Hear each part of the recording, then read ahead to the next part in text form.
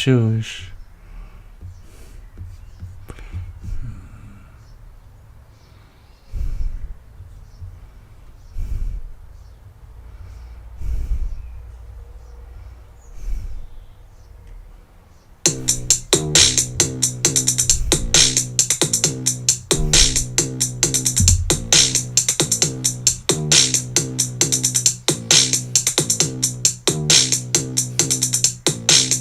Kan I give penge, så køber jeg nogle senge, så kan vi bolle længe på alle de senge.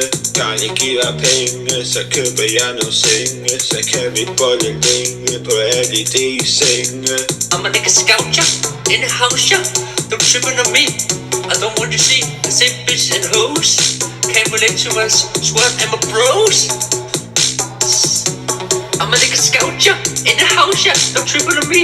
I don't want to see the same bitches and hoes. Can't relate to my squad and my bros. I'm a nigga sculpture in the house, yeah. So the nigga, yeah. However, it turns out that Sarah and Double D actually just misplaced their stuff, and Johnny has just been tormented for nothing. Their comeuppance as hallucinating jawbreakers they bought with the kids' money, and the first episode ends. The next episode starts off with the Edds on a nature expedition, led by Double D naturally. Let us proceed to the forest. Oh, nature boy. It's actually a fairly scary affair, as there's a bunch of spooky whispers and creepy eyes following them and saying their names. Ed Edd Eddy, sitting in a tree. K-I-S-S-I-N-G. Ed, get off that thing! Eventually, the Edds, trapped in mud, are saved by a group of 3 girls and taken back to a trailer park, where they wake up in some weird robes. The girls who saved them are none other than the Kanker sisters, May, Marie, and Lee, who've just moved in. While the Kankers are off making dinner for the Edds, Eddie finds drawings of each of the sisters with an Ed, but Eddie thinks they're just weird jokes. What the? Ah! That's not funny! The boys pig out on the couch and find some concerning ingredients in their sloppy joes. Anyone ever try to eat a gear? Don't. Making the evening just seem even more off-putting. But hey, at least they get to watch the all-time classic Fishbowl. Eventually, the Edds peeve the Kankers with their lounging, and the Kankers force them to do a ton of chores. Eventually, Eddie loses his patience and briefly yells at the sisters, causing them to cry and run off. The Edds feel bad and try to reconcile, but are told to leave and never come back, which they gladly start to do. Well, you heard her. Let's go. This has been quite educational. Until the Kankers show up at the door with creepy dolls resembling the boys. The whole situation is just so insane. But they're still just kids, they come up with what the plot could be themselves. Ed starts rambling off a classic sci-fi B-movie plot, until they end up in a junkyard that kinda looks like a distant robot planet. Ed says the first thing space outlaws do in situations like this is to find shelter, and Eddie finds just the spot, an abandoned van with a fiery paint job, complete with shag carpeting, a waterbed, and a horn that plays La Cucaracha. Boys, welcome to Central Command. For the rest of the series, this would be the Edds' secret hideout. The Edds live... Oh yeah.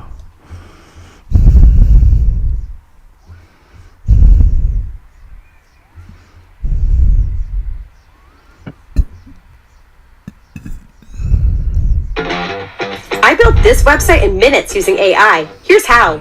I just described what I needed. Here's how. I just described what I needed. Ja. Der sker sgu ikke så meget, når jeg streamer. Ja, det er kun when we smoking or something, so then we have all the eyes on you. Men vi klarer os, vi skal tilbage til the grind, Vi savner også at høre musik, eller sådan noget der.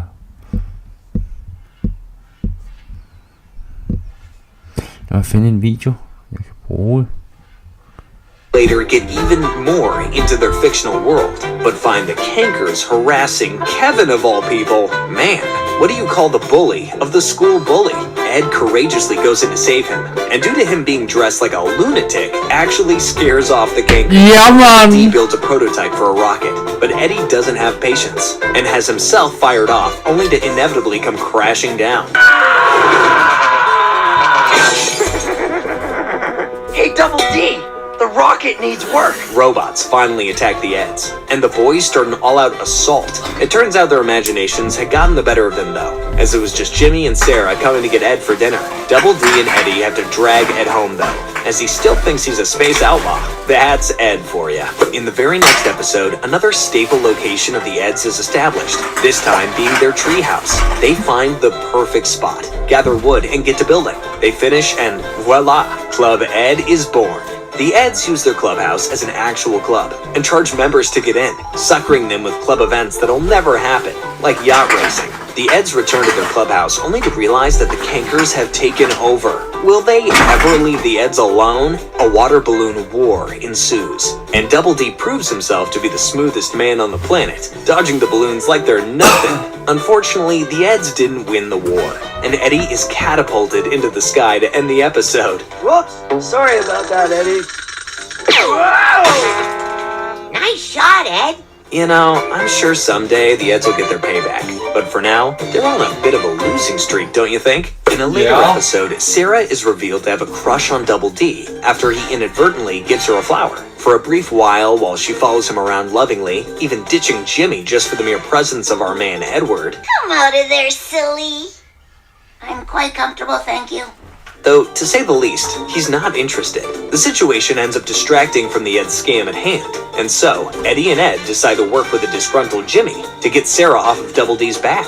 Oddly, all they had to do was bring the two in front of each other, and they instantly got right back to their constant playdates. Though, she never did quite get over Double D here, did she? Now, of course, most cartoons have a wrestling episode, and Ed, Edd and Eddy is no exception. However, this episode also has the distinction of being the very first to introduce Chunky Puffs, the cul-de-sac cereal of choice, especially for Ed. That said, in this episode, after feeling embarrassed for Double D and his lack of strength and athleticism, Eddie and Ed turn to wrestling as the ultimate way to turn Double D into the muscly machine they know he can be. In his first match, Double D struggles to beat Plank of all people, but is truly put to the test when the Cankers show up. A tag team match is set up between the Eds and Cankers, and to say the Eds didn't stand a chance would be an understatement, and rightfully so. The Eds' wrestling careers are over after that. In a later episode, it's shown that Kevin's dad has a job at the Jawbreaker factory, and has a stash of the beloved candies in his garage. The problem for the Eds is, he isn't going to share with them, and the garage door isn't budging. The Eds try to learn more about Kevin, but despite their best efforts, Kevin still wants nothing to do with them. The episode ends with a full-on heist attempt by the Eds, but their plan goes down the drain pretty quickly. Get it? Hey, Kev, let me help you with that! Eddie? In the episode Keeping Up with the Eds, we see that Double D's parents communicate with him klar through til a at styre plethora of jeres sticky projekter notes. sikkert i Mostly mål? Som certificeret Scrum Master hjælper du dit team med at holde styr på alle projekter. isn't happy. I'll let you figure out the rest. In the episode, Oh, Ed 11, we learn a little more about Eddie's older brother and get to see his hidden room. Come on in, boys. Check it out. Your brother's room is cool, Eddie! Eddie touts his brother as the coolest and shows off every oddity the room has to offer, including a full-on car. Ed breaks a trophy in the room, which contains a treasure map, and the gang sets out to find it. There you go, miss. That's me, Walter Sobchak, a construction worker. Good enough for me. But ultimately, and inexplicably, it just leads right to a suitcase right beneath the Cankers. Eddie's brother seems to be a little odd, to say the least. I'm so confused. I think your brother's a wizard pulling your leg, Eddie.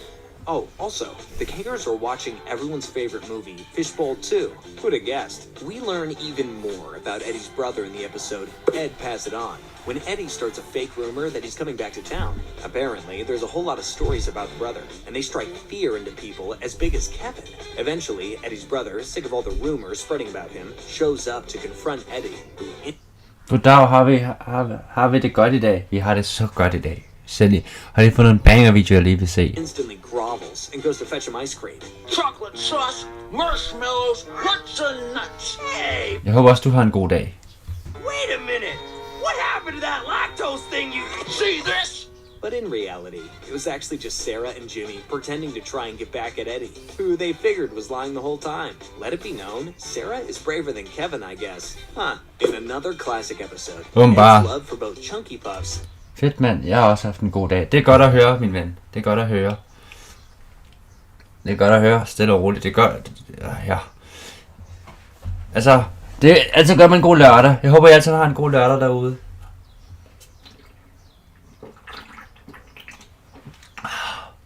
Nu er det lovligt at drikke bajer. And monster movies fuse into something terrifying. To drum up some customers, Eddie and Double D make a monster suit for Ed so he can pretend to be like the creatures from his movies. However, he gets a little too invested in his role, attacking Eddie and breaking free from Double D's garage to hunt for prey in the neighborhood. Ed slowly captures the cul-de-sac kids one by one, starting with Johnny and Kevin. We then finally see what the full suit looks like. And well, Ed pulls the suit off quite nicely, honestly. He looks like a monster. The survivors head over to the club, making its first appearance since the Eds built it all the way back in season 1. That's some neat continuity, I think. Double D volunteers to sacrifice himself to try and get Ed to calm down. And Nas even kisses him before he heads down as Vil du høre by eller land? destroys the tree. Altså, jeg er født i Danmark. Pushes Nas and Rolf. Jeg bor i Slagelse. Altså gjort. Og så hvad der. Og så hvor mine forældre kommer fra, er fra Vietnam. Chunky puffs. Gross. Double D and Eddie, who's honestly having the time of his life just laughing at the situation, go in to save the kids. And Eddie tries to make the kids pay 50 cents to be saved. Classic Eddie. Luckily, Ed shows up and puts things into perspective for the little sleazeball, scaring him into Double D's arms. Sarah saves the day by taking Ed's mask off, but ends up getting stuck to the wall anyways. And the Eds go hide before any of the kids can get their hands on them for what Monster Ed did to them. Later on in the episode, A Twist of Ed, the Eds are officially tired of dealing with the cankers. Now, what could a lipstick dispenser be doing in my yard? Oh my. Hiya, Dreamboat! They all meet up in the same van they found back in season 1, episode Dawn of the Eds. Still with the shag carpet. Det eneste, man ikke kan se ved at sige i dag, er så højt som jeg er. To the cankers' harassment. Double D's plan is to use reverse acting like they Men ja, love the I'm an cankers Asian to kid. throw them off. And it turns out the plan works. Ed and Double D use the reverse Ling all day. and execute it perfectly. See? I love you. A poet I am. These guys are creeping me out! Let's hide in our room! But Eddie can't get past his nerves around the cankers, causing the girls to eventually see through the plan. Whoops. Looks like we're trapped. Just prisoners of love. har stadigvæk en uåbnet bajer. Girls get the last laugh and press. Og jeg har stadigvæk den her åbne bajer, jeg ikke er færdig med. Det er kun halvt fuld. Someday. A few episodes later, we're Vi har ikke fået den. De har ikke besejret søstrene Krank endnu. De har ikke besejret søstrene Krank endnu. Damn. Melonhead, after scamming some of the neighborhood kids with a thingamajig by instead just selling them a bunch of junk, Melonhead showed up to reclaim the money and return it to the kids, then revealing himself to be Johnny and Plank. By the way, Plank is also a superhero named Splinter. Go Splinter. figure. In the finale episode of season 4, we see what the cul-de-sac looks like when they're all senior citizens. Eddie wakes up from a coma to find himself a wrinkly old man and is in disbelief, needing a cane to get anywhere as well. Ed and Double D still hang out with Eddie and play cribbage with them, both of whom have some memory and hearing issues. Johnny is shown to still be with Plank, both of whom have also aged a lot, alongside Nas, who now feeds pigeons, like an old lady. Hey, ballet! Oh, way to go, numbskull! You ruined my shirt! Until she criticizes Ed for blowing something up in a science experiment using meticulous chemical details. Apparently, she makes her own deodorant, so that's something. Needless to say, Double D is impressed, and then shot by Cupid's arrow, and the lovey-dovey shenanigans begin. Double D gets a love letter from May and fawns over it, putting it in his hat even after Eddie tosses it in the garbage. Marie finds Double D flirting with May, and gets pretty mad too, as typically, she's the canker who obsesses over him.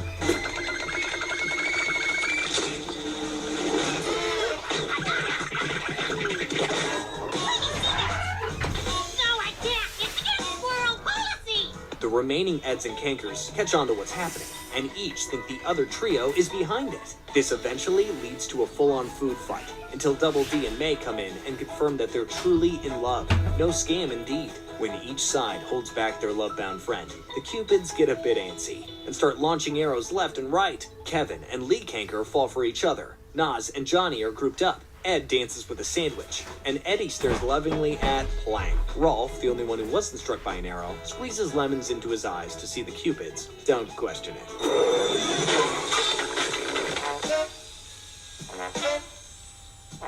Peekaboo, Rolf sees you.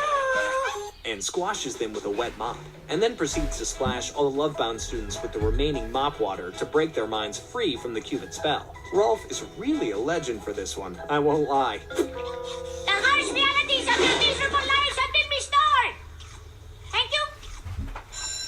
Thank you. However, even after all is said and done, the episode ends with Double D pulling May's love note from his hat and continuing to fawn over it. So, hey, I guess he might really have a crush on her after all. To cap the series off, Ed, Edd Eddy's Big Picture Show hit Cartoon Network in 2009. And well, it's kinda amazing. The movie starts with the Eds on the run, having enacted the most diabolical scam they ever had. The spooky part is, we never know what they all did. What do we Heldivies. What do we do? What happened to Socket? Double D and Ed book it to Eddie's house, who's also packing to flee from home. When the neighborhood kids sound like they're near, the Eds hide in Eddie's brother's room. The kids find them, but thankfully they find an emergency peanut. That's the way, guys! Look! In case of movie break class. Bingo! My bro's always prepared. Which turns out to hold a key to the car stashed in the room. They bust through the wall of the house to escape the kids. We finally see what the neighborhood kids look like as a result of the Ed scam, and it ain't pretty. Rolf has bite marks taken out of him.